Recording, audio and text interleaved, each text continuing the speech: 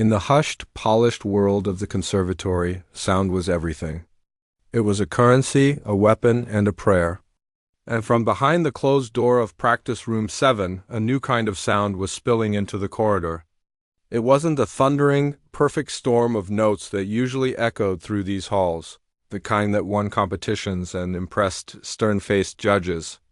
This was something different. It was softer, more intimate, yet it carried a weight that made people stop and listen just outside the door. Inside, Ilara sat at the worn Yamaha upright. It wasn't one of the gleaming Steinways that the prodigies fought over, but to her, it was a vessel. Her eyes were closed, her brow slightly furrowed in concentration, but her fingers moved over the keys with a certainty that belied her quiet demeanor. She wasn't just playing the notes of a Chopin nocturne. She was telling its story. Each phrase was a breath, each pause a heartbeat. The music wasn't just beautiful. It was alive. It spoke of late-night loneliness, of fragile hope, of a deep, aching sweetness. For Ilara, the piano wasn't a trophy to be won.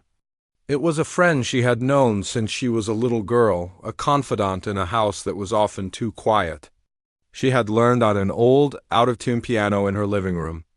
An instrument with sticky keys and a mind of its own, and that had taught her to listen, to coax the music out rather than force it. This approach made her an outsider at the conservatory. Here, talent was measured in velocity, in the ability to conquer the most difficult passages with surgical precision. And the king of this world was, without a doubt, Julian. He moved through the halls like he owned them, because in many ways he did. His name was on every award, his picture was in the foyer, and his playing was the benchmark against which everyone else was measured. When Julian played, it was an event. It was a dazzling display of athletic prowess, a whirlwind of notes so fast and clean it seemed inhuman. He would finish a piece with a flourish, a confident smirk playing on his lips, and the applause was always immediate and thunderous. He was a performer, a showman, and he believed that was the highest form of artistry. Julian had everything, the talent, the pedigree, the admiration. And by his side was Isabella, a formidable pianist in her own right, who served as his perfect accompanist and partner. Together they were the conservatory's power couple, their duets legendary for their flawless synchronization and technical brilliance. They understood the rules of this world, and they played them better than anyone. One Tuesday afternoon, a master class was held in the main recital hall. A visiting professor, a man with a global reputation and an ear for true musicality, was there to critique a select few students. Julian, of course, was the star of the show. He performed a Liszt etude, a piece so notoriously difficult it was considered a test of a pianist's ultimate ability. He nailed it. Every note was in its place, every leap was perfect, every run was a crystal-clear waterfall of sound. He finished, and the room erupted. The visiting professor nodded, complimenting his dazzling technique and impressive command. Then, almost as an afterthought, they called up Ilara. She was a transfer student, still relatively unknown, and she walked onto the stage with a visible nervousness that made a few people in the audience smile condescendingly. She sat at the massive Steinway grand piano, a stark contrast to her humble upright, and chose a simple Schumann piece. It wasn't a showstopper. It was quiet, introspective, and required no flashy tricks. When she began to play, a hush fell over the hall. It was the same sound people had heard from the practice room, but now it was amplified, filling the vast space with its emotional honesty. She wasn't just playing the piano. She was pouring her heart out onto the keys. There were tiny, almost imperceptible hesitations, a slight rubato that was her own, but it was all in service of the music's soul. When she finished, the silence was deafening. It lasted for a good 5 seconds before the applause started. It wasn't the explosive ovation Julian had received, but it was deeper, more thoughtful. The visiting professor stood up, a look of genuine awe on his face. "Technique," he said, his voice ringing through the hall, "can be taught. It can be practiced. But what you just did, that cannot be taught. That is a gift. You didn't just play the notes. You understood the poetry behind them." That was truly, profoundly beautiful. In the front row, Julian's smile had frozen on his face. The words hit him like physical blows. Technique can be taught. That was his entire world, the foundation of his success. To have it dismissed as something common, something secondary, was a profound insult.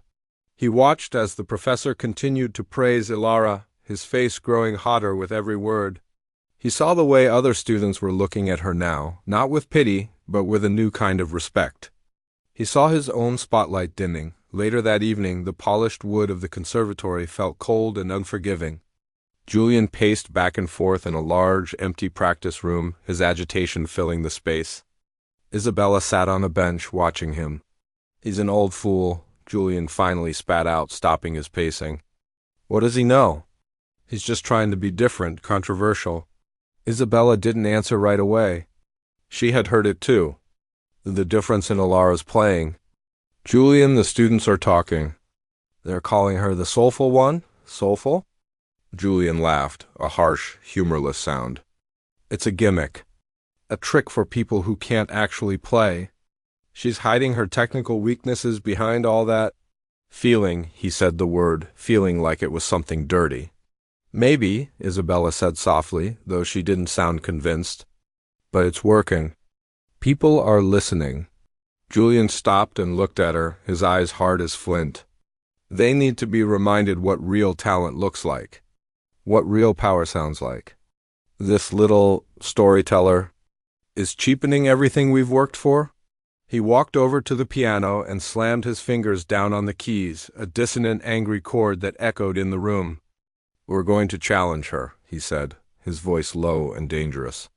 "Publicly. A duel. A showcase." Isabella's eyes widened slightly. "A duel? Isn't that a bit much?" "No," Julian said, a slow, cruel smile spreading across his face. "It's perfect. We'll pick a piece that requires everything she doesn't have. Raw speed, fire, brute force. And we'll make it a cadenza battle. We'll trade phrases, improvise. We'll compose something so fast, so complex, she won't be able to keep up.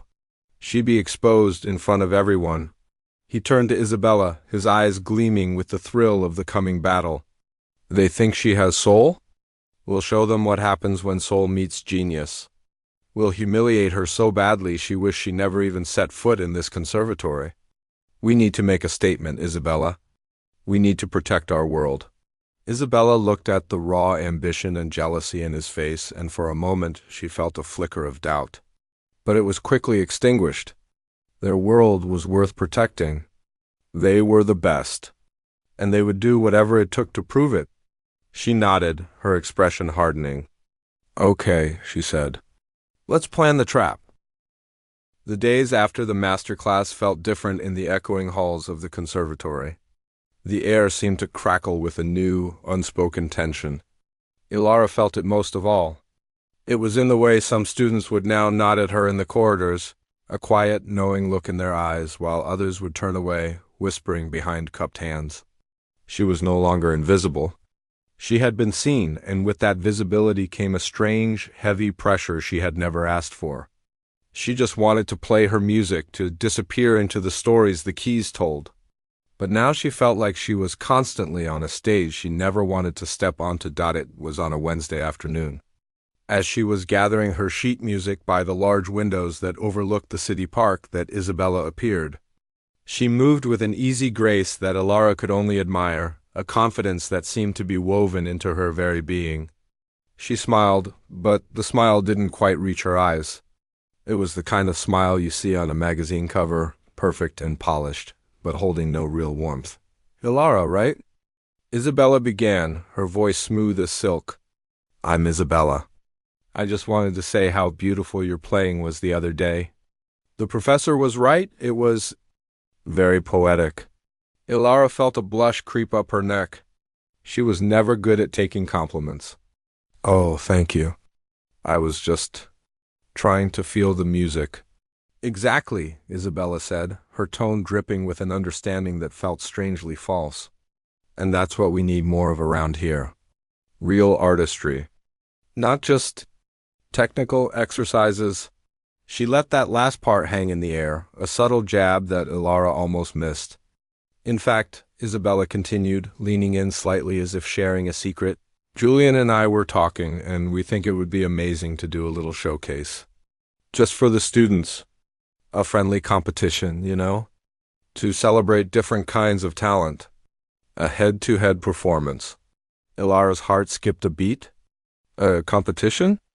Against Julian? The idea was terrifying. He was a legend in these halls, a musical god. I don't know, she stammered, clutching her music to her chest like a shield. I'm not really a competition player. Oh, it wouldn't be a stuffy competition. Isabella laughed, a light, airy sound that was meant to be reassuring. More like a celebration. We could even make it a duel. Wouldn't that be fun? We could pick a real showpiece, something that lets us both shine. We were thinking Liszt's Hungarian Rhapsody No, too. It has so much fire, so much passion. It would be perfect for you. Ilara's mind raced. She knew the piece, of course. It was a monster, a whirlwind of technical demands and emotional shifts. It was Julian's kind of piece. The thought of playing it, let alone playing it against him, made her stomach churn. But Isabella was looking at her with such expectation, and she could feel other students nearby, pretending not to listen, but clearly hanging on every word. To say no would feel like an admission of defeat, like she was exactly the timid, untalented girl some of them surely thought she was.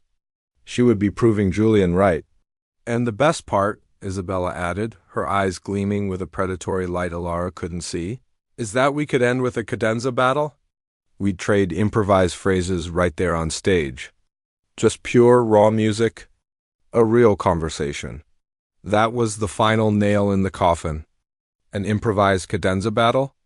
That was Julian's specialty. He could pull dazzling runs and complex harmonies out of thin air. Ilara's improvisation came from a much quieter, more hesitant place. She felt a wave of panic wash over her. But looking at Isabella's confident smile, and thinking about the whispers and the new, heavy weight of expectation, she felt she had no choice. Okay, she heard herself say, the word barely a whisper. I'll do it. Isabella's smile widened, this time showing a glint of teeth. Wonderful! This is going to be so good for the school. So inspiring. She gave Ilara a pat on the shoulder that felt more like a brand than a gesture of friendship, and then walked away, leaving Ilara standing by the window, her heart pounding with a terrible, foreboding dread. The next few days were a blur of frantic, solitary practice for Ilara. She would retreat to the farthest practice room, the one with the slightly out-of-tune piano that no one else wanted, and lose herself in the Liszt Rhapsody. She didn't try to match the blinding speed she knew Julian would employ. Instead, she focused on the story within the music. She spent hours online listening to old Romany folk melodies, trying to understand the soul of the piece, the longing and the fiery joy that Liszt had tried to capture. She practiced the dark, brooding passages until they felt like a personal confession, and the wild, frantic sections until they felt like a cathartic release. But the thought of the cadenza battle loomed over her like a storm cloud. How could she possibly compete? She felt like she was preparing for a battle with a slingshot. Knowing her opponent was bringing a cannon while Ilara was lost in the music's soul, Julian and Isabella were engaged in a very different kind of preparation. In a large soundproof studio, they were building their weapon. They weren't making music. They were engineering a takedown. Start here, Julian would command, pointing to a complex passage in the score. After she finishes the Lassen section, we come in with this. A 16th note run in octaves, descending? She'd never see it coming. Isabella would nod, her fingers flying over the keys to meet his. They weren't just practicing. They were choreographing an assault. They had composed a series of dazzling, lightning-fast exchanges, a musical conversation so intricate and so relentlessly fast that it was designed to be impossible to follow, let alone match. It was a trap, and every note was a part of the mechanism. She tried to answer with something slow and emotional, Julian sneered, mimicking air quotes. And that's when we hit her with the diminished arpeggios. We'll drown her out. We'll make her look like she's standing still. They would practice for hours, their synchronization perfect. their expressions a mixture of intense concentration and cruel glee. They weren't just preparing to win, they were preparing to annihilate.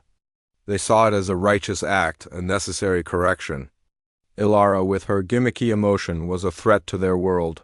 A world where talent was measurable, where skill was quantifiable. They were the guardians of that world, and they would not let it be cheapened by a storyteller. "It's almost too easy," Isabella said one evening, wiping sweat from her brow after a particularly brutal practice run. "She has no idea what's coming." "She's a fool," Julian replied, a cold satisfaction in his voice. "She thinks music is about feelings. She's about to learn that music is about power. And we have all of it." They shared a look of triumphant conspiracy, two partners in crime, confident in their perfect, vicious plan. They had built the cage, sharpened the spikes, and now all they had to do was wait for their prey to walk willingly onto the stage. The night of the duel arrived with a buzz that electrified the very air of the conservatory. The main recital hall, usually a place of quiet reverence, was transformed. It felt less like a concert and more like a sporting arena, packed with students, faculty, and curious onlookers all craning their necks for a good view. The low hum of 100 conversations filled the space, a sound mixed with the rustling of programs and the squeak of shoes on the polished wooden floor. An electric current of anticipation ran through the crowd. Everyone knew this wasn't just a student showcase. It was a showdown. It was the established king against the mysterious challenger. When the lights dimmed, a hush fell over the room, thick and heavy. A single spotlight cut through the darkness, illuminating the gleaming black Steinway grand piano sitting center stage like a magnificent beast. From the wings, Julian emerged. He didn't just walk to the piano. He strode, his shoulders back, his chin held high. He carried himself with the easy confidence of someone who had never known doubt in this arena. He gave a small, almost arrogant nod to the audience, a gesture that said, "Asterisk, I know why you're here. And you will not be disappointed." Asterisk, he sat on the bench, adjusted it with a precise, practiced motion, and let his fingers rest for a moment on the keys. The silence was absolute. Then he began to play. The opening notes of the Hungarian Rhapsody exploded from the piano. Not like music, but like a declaration of war. It was a ferocious, dazzling display of speed and power. His fingers flew across the keys in a blur of motion, a whirlwind of sound so precise and clean it was almost inhuman. He wasn't telling a story. He was building a fortress of notes, each one a perfect, heavy brick. The audience was captivated. They leaned forward in their seats, their eyes wide with awe. This was the Julian they knew, the virtuoso, the master. It was an athletic performance, a feat of incredible skill that left everyone breathless. He attacked the piano, conquering it, bending it to his will. When he finished the main body of the piece, the hall erupted in applause. It was loud, immediate, and adoring. Julian simply raised a hand, silencing them. He wasn't finished. He turned his head slightly and gave an almost imperceptible nod to Isabella, who was seated at a second piano that had been placed beside his. This was it. The moment they had planned. The gauntlet. Isabella joined in, and the two of them launched into their cadenza battle. It was a stunning, perfectly choreographed assault. Julian would play a phrase of breathtaking complexity, a cascade of lightning-fast arpeggios, and Isabella would answer instantly, not just matching his speed, but adding another layer of intricate harmonies. It was a musical conversation, but one spoken at a speed no normal human could comprehend. They traded phrases back and forth, their eyes locked, their movements in perfect sync. It was a duet of aggression, a display of such overwhelming technical prowess that it felt less like improvisation and more like a perfectly rehearsed execution. The audience gasped. A few people even laughed in disbelief. It was a show, a spectacular, dazzling trick, and it worked perfectly. They had created a musical wall so high and so thick, it seemed impossible for anyone to climb over it. They finished their pre-planned exchange with a final, thunderous chord that rang through the hall and then faded into an expectant silence. The silence lasted for a heartbeat, and then the place went wild. The applause was deafening, a roar of admiration that shook the very foundations of the building. People were on their feet cheering. Julian stood up, beaming. He took a deep bow, soaking in the adulation like a king receiving tribute. He looked out at the crowd, his chest puffed out with pride. Then he turned his gaze towards the side of the stage where Elara was waiting. He found her in the shadows. He let his smile soften into one of pity, a look that was far more cutting than any sneer. It was the look of a victor to a vanquished foe, a gesture that said, asterisk, it was a noble effort to even show up. You never had a chance. Asterisk, it was a final, cruel twist of the knife before she even had a chance to play. The message was clear to everyone in that room. The game was over before it had even begun.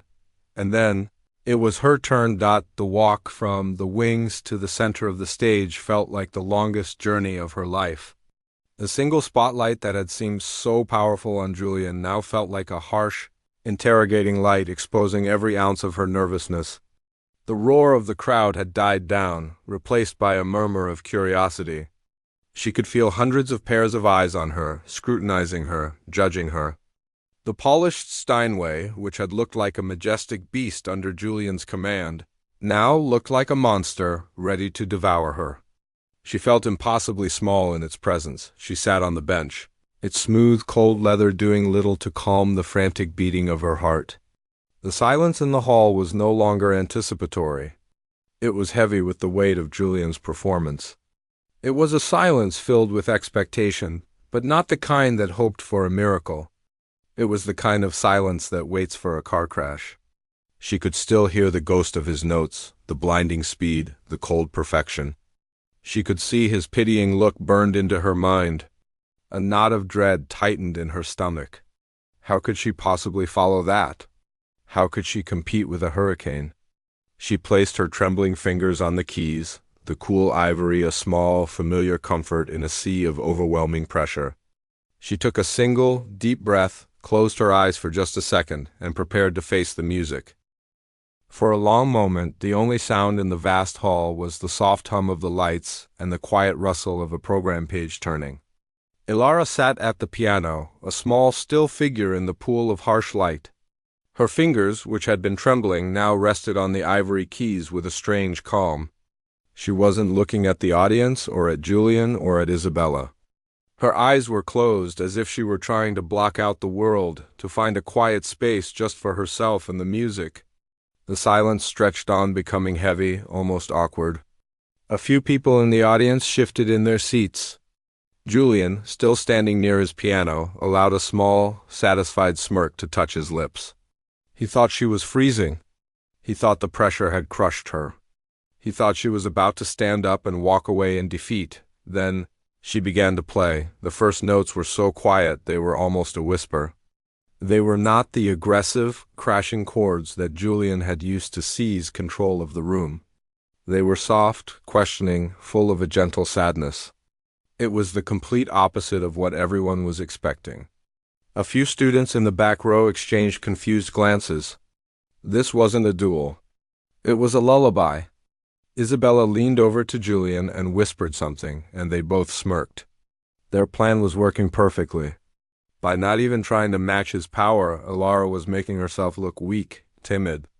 She was walking right into their trap, but as the melody continued, something strange started to happen. The quietness wasn't empty. It was full. It was like looking at a detailed painting instead of a flashing neon sign. You had to lean in closer to see it, but once you did, you saw a whole world. Elara wasn't just playing the notes. She was lingering on them, caressing them. She held a single, high note just a fraction of a second longer than written, a tiny hesitation that made it sound like a lonely cry in the dark.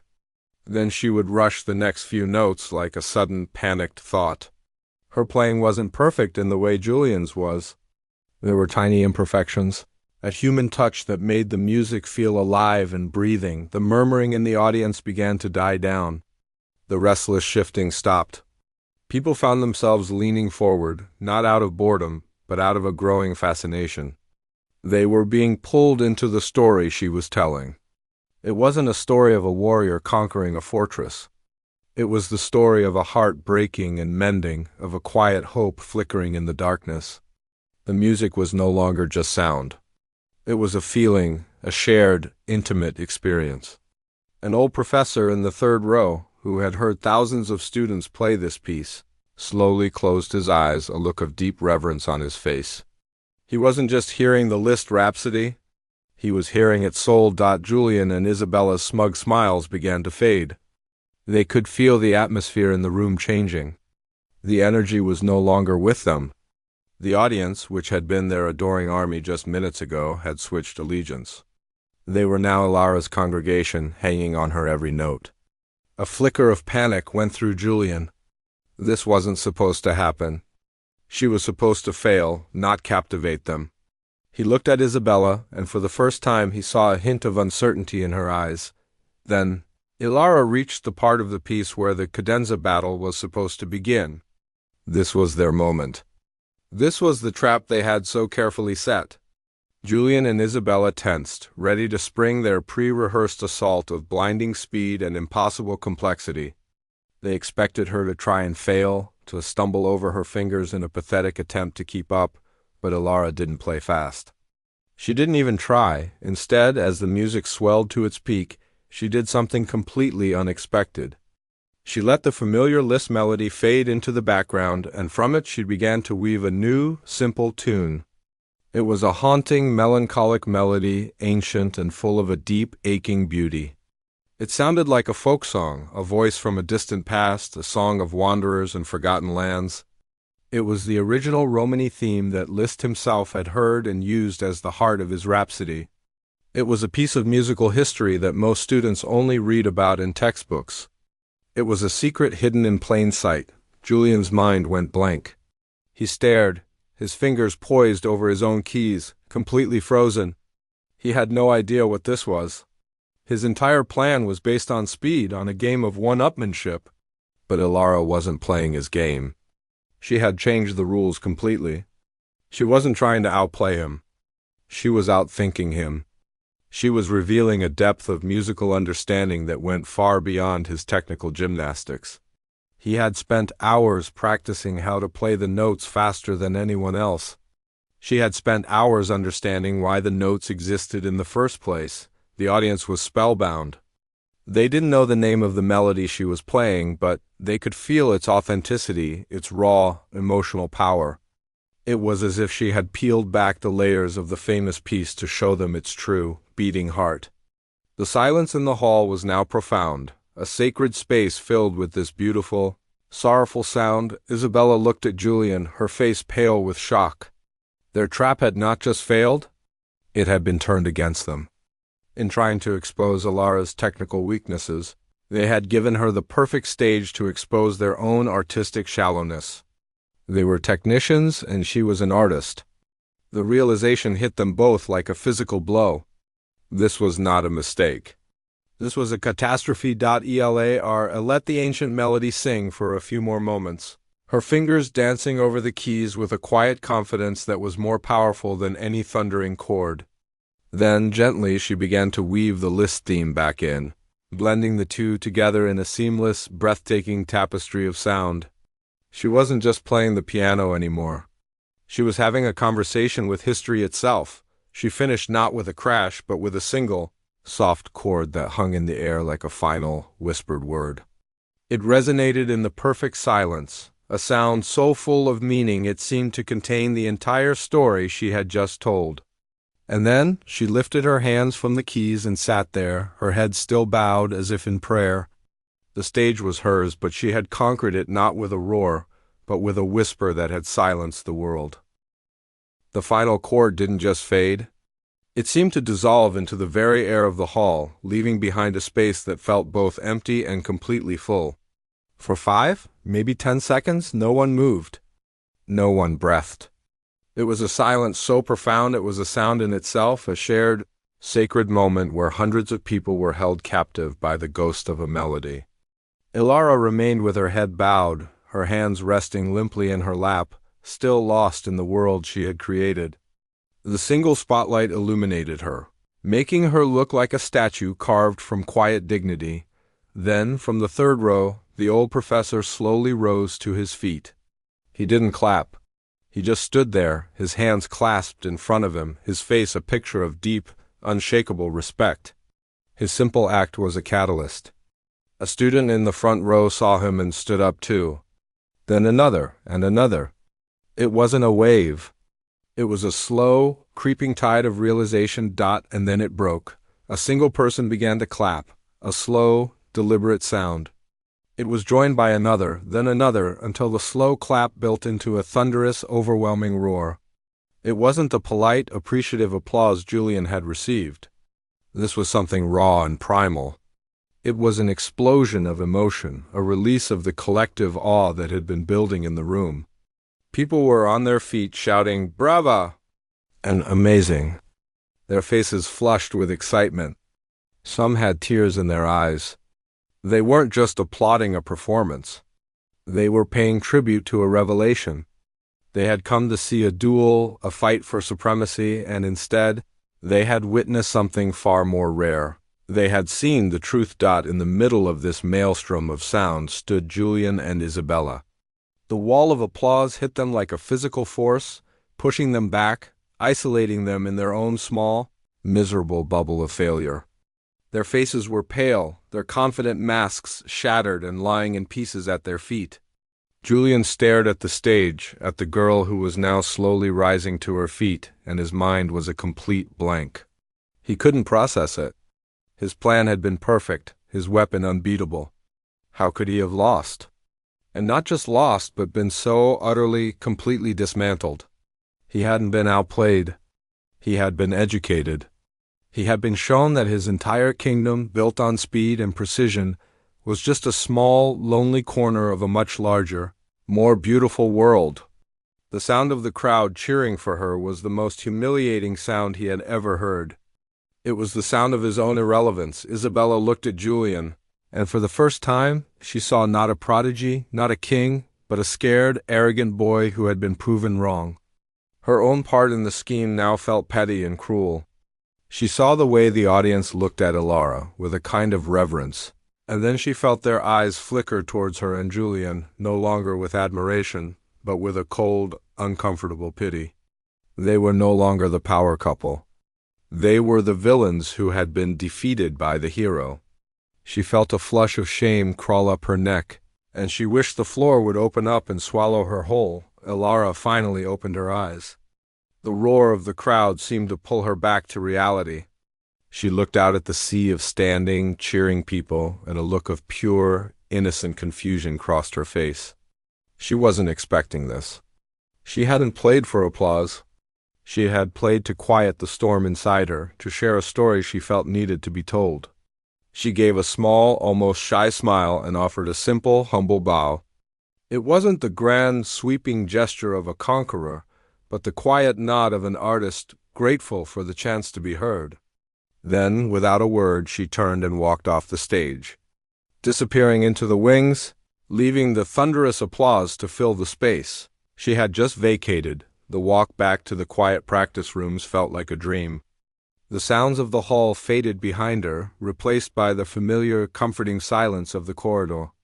She didn't go to the main celebration she could hear brewing in the common room. Instead, she went to her favorite place, the small room with the slightly out-of-tune upright piano. She sat down, the familiar creak of the bench a welcome sound, and let her fingers rest on the cool, worn keys. She didn't play the list. She didn't play anything flashy. She just played a simple, soft melody, a little tune she had made up years ago, a song that was just for her.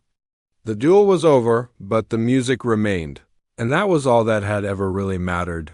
In the days that followed, the conservatory was a different place. The story of the duel became a legend, told and retold in practice rooms and hallways. But the focus wasn't on Julian's defeat. It was on Ilara's victory. A quiet revolution had begun. Students started talking less about technical perfection and more about emotional connection. They started listening to each other play, not to find mistakes, but to hear the story. The culture of competition hadn't vanished, but it had been joined by something new, a culture of community. Julian and Isabella were never the same. They walked the halls with their heads down, their aura of invincibility gone. No one was cruel to them, but no longer was the crowd parted for them.